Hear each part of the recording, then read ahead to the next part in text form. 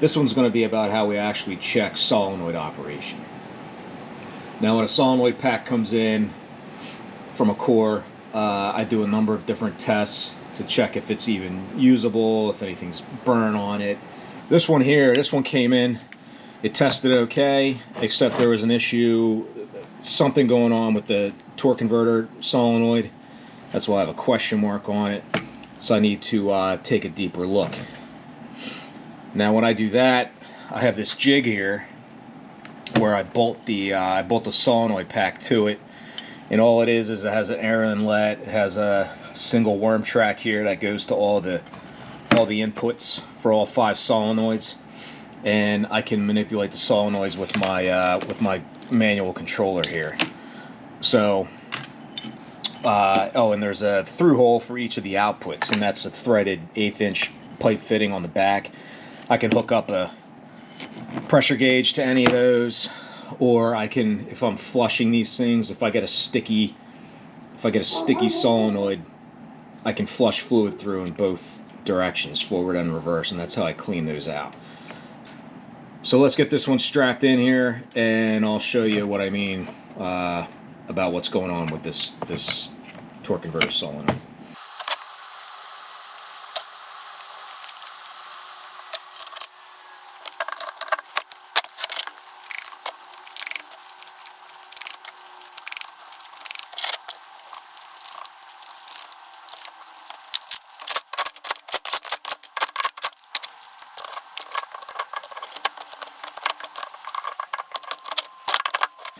All right, I got it all buckled up here, torqued everything down.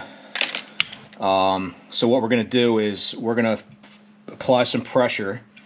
We're going to hook our gizmo up. This is a battery powered, basically a ohm meter. I can go through and check the ohms on all the packs, and then I can go into a power mode where I can power each of the solenoids, either all at once or individually. So what we're going to do is we're going to fire up some air pressure in here. What you're going to hear is we have 3 on-off solenoids. We have the pulse width for the torque converter, and we have the variable force for the EPC. The EPC is normally open, so we're gonna have to shut that as soon as we fire this up. You'll hear it. And now the pulse width requires, it's a normally shut solenoid, but it requires pressure to shut it. So if your pressure is too low, your SRV pressure is too low, your torque converter clutch solenoid will be open, and it will be flipping the torque converter clutch valve inside the pump, reversing the flow and locking the torque converter. So anyway, I'm going to turn on the air here. We're going to hear some loud hissing. I'm going to shut off the EPC, and then we're going to measure how much pressure it takes to seat this torque converter solenoid.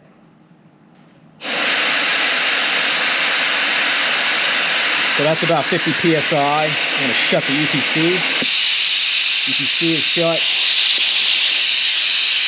In case you can't hear me, that was the EPC shutting. Now we got the pulse width open.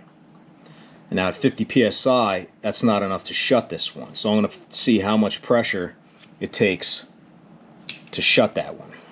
So I'm going to turn my regulator up. Got a regulator here. We're at 50 psi. I'm going to increase that. We're at 60. So I don't have to shout. I increased the pressure here to 60 psi. That's not enough to shut it.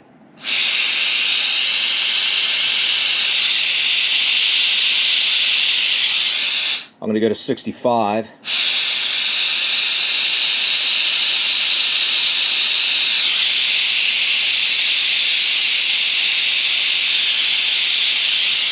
Still not enough. I'm going to go to 70. There it goes. So now what I'm going to do is I'm going to open it. I'm going to check my pressure here. And I'm going to constantly adjust this regulator until I figure out at what pressure does this torque converter solenoid shut. So right now We're open, we're at like 61. 61 is not enough to shut it.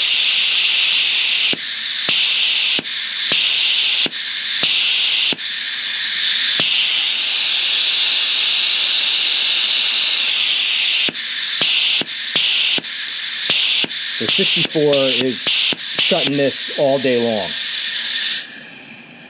So what does that mean? So we're using air, first off, which is not very viscous. So we have leaks through the paper gasket with air for sure.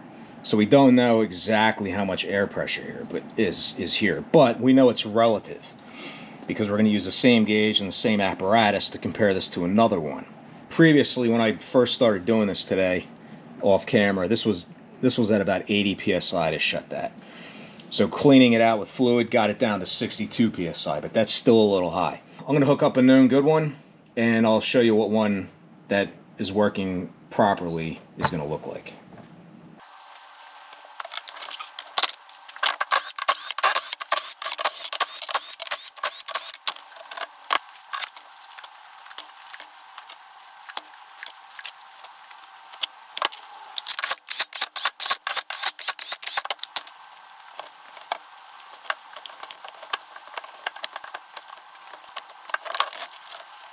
This is our one with the issue. So let's see what the pressure required to shut that torque converter solenoid is.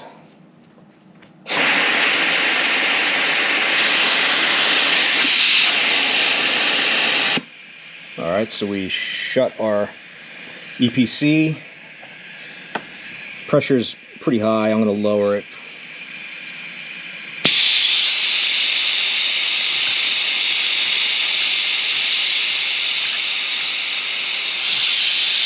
Alright, we're at 40 psi. You have to go by what the pressure is while it's open. We're at 35 psi, and this one's shutting.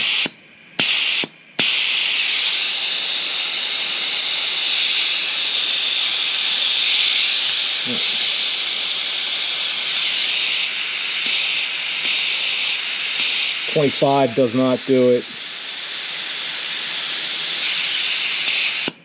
All right, 30.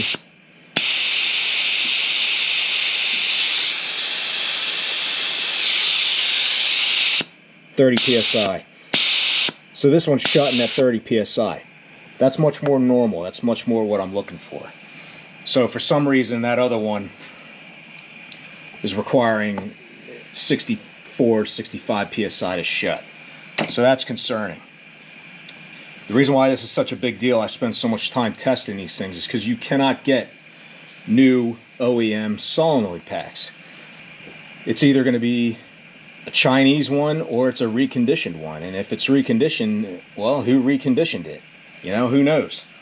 So the point is you haven't been able to get brand new Motorcraft solenoid packs in any usable quantity in many years. They're no longer made. They're no longer available in quantity for any useful purpose other than the guy rebuilding your own transmission. You want a solenoid pack, then yeah, you can probably find one on eBay. But for me, can't do it. And I'd rather have a good, clean, reconditioned Motorcraft one that I know is good, that I rebuilt or reconditioned, than buy something I don't know the history of.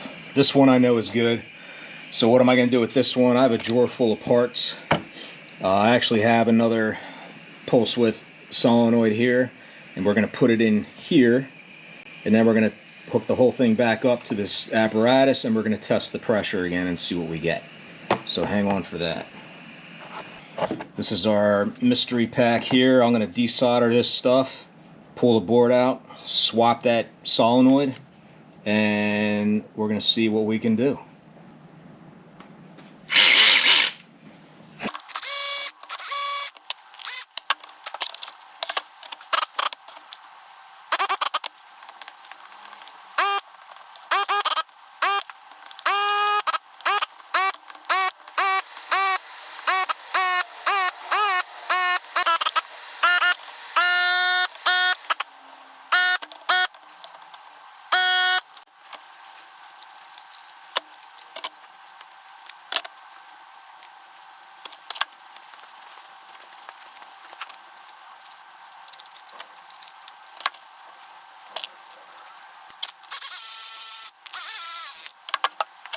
Alright, so we got everything soldered back up. I got it bolted back to the jig. Let's check the ohms first.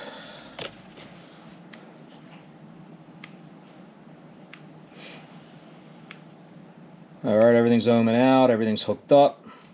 Let's just do an audible for the power. Okay. Now let's fire up the air pressure and see what we got on that torque converter.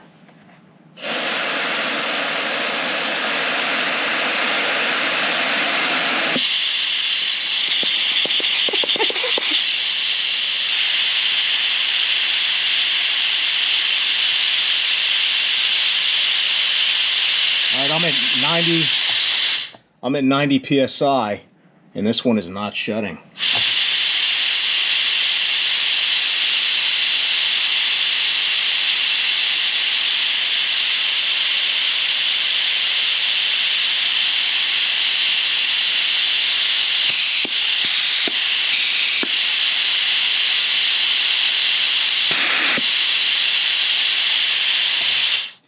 Alright, yeah, this one's not shutting. I had this up to 90 psi. That is way too much for it to not shut. So we're gonna go ahead and pull that solenoid back out and put it in the garbage.